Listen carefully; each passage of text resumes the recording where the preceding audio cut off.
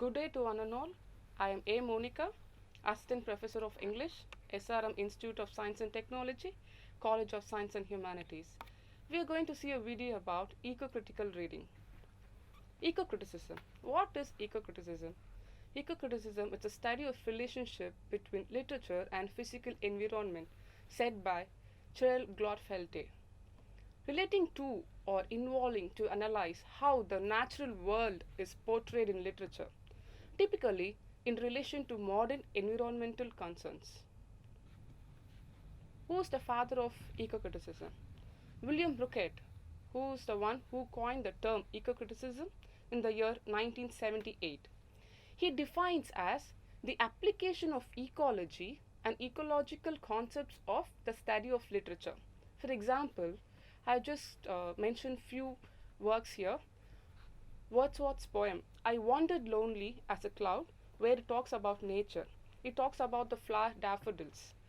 Then the article, Scott Hayes article, John Clare, William Wordsworth, and the Unframing of Nature. So these two works where it entirely speaks about the nature itself. Why do we have to study eco-criticism? It gives importance to relation between human beings and nature, how human beings are affecting nature and vice versa. In a broader perspective, eco-criticism guides us to examine the world around us and criticizes about the mannerisms of society in the treatment of nature. Eco-criticism is a lens that asks readers to focus on how humans relate to non-human natures or the environment. So this is the reason why we need to study eco-criticism. Yeah. Next, culture and nature studied in eco-criticism. Eco-criticism is the study of nature writing by way of any scholarly approach, or conversely, the scrutiny of ecological implications and human-nature relationships in any literary text. Eco-criticism is much like contemporary criticism, a form of cultural critique, interdisciplinary in its tools and its intentions. And ecology, which studies the relationship and interactions of living organisms either with other living organisms or the surrounding environment. So, eco-criticism is an intentionally broad approach that is known by a number of other designations, including green culture studies, eco-poetics, environmental literary criticism, and often informed by other fields such as ecology, sustainable designs, biopolitics, environmental history, environmentalism, and social ecology. Eco-criticism has borrowed methodologies and theoretically informed approaches liberally from other fields as well, other fields of literary, social, and scientific study. Eco-criticism is actually originated as an idea called literary ecology by Meek in 1972, which is just a general overview of it. Then later, William Brookett just added ism to it. Eco-criticism as a literary theory. Traditional theory considers the linguistics or the cultural background or the social background as an important factor. Eco-critics takes nature as a dominant factor, as they believe that our evolution as a society is largely dependent on the force of nature because, according to them, the world in which we live is not made only with a language and social elements. It is only one of the many factors responsible for the existence and development of humans. Life, including the human life, is heavily affected by the role nature and environment plays, and thus nature is the most important consideration of this theory. Ecocritical perspectives. The central premise of an ecocritical perspective is that human culture is connected to the physical world, and humans inevitably affect and are affected by the natural world. Where Marxism is primarily concerns with relationships between people and social classes, eco-criticism is concerned with power humans and human language society exert over the natural world. Characteristics of eco-criticism. Eco-criticism is primarily concerned with the application of the rules of criticism and ecology of literature. Attempt to find out environmental concern voiced by writers in literature. Next, it foregrounds nature and environment in literary text. And rereading of major literary works from an eco-critical perspectives, emphasis on relevant factual writing, especially topographical materials such as essays, travel, writing, memoir, and regional literature. So these are the major characteristics of eco-criticism. Now, next is three phases of eco-criticism. The representation of nature, savage, wilderness, frontier, animals, cities, specific geographical regions, rivers, mountains, deserts, technology, and the literature is one of the phase of eco-criticism.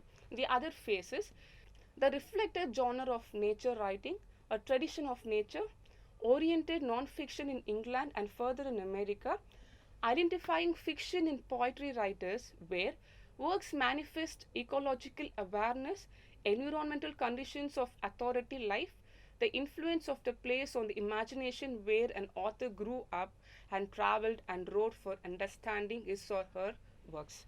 So this is the second phase of eco-criticism where they speak about their own experience about eco-criticism about nature. The symbolic construction of the species, ecofeminism, and ecological poetics, a metaphorical function of poetry in society. The philosophy currently known as deep ecology is the other phase of eco-criticism. So these are the three important phases of eco-criticism. Next, fundamental premise of eco-criticism, where there is an interconnection between human culture and physical world, affecting it and affected by it.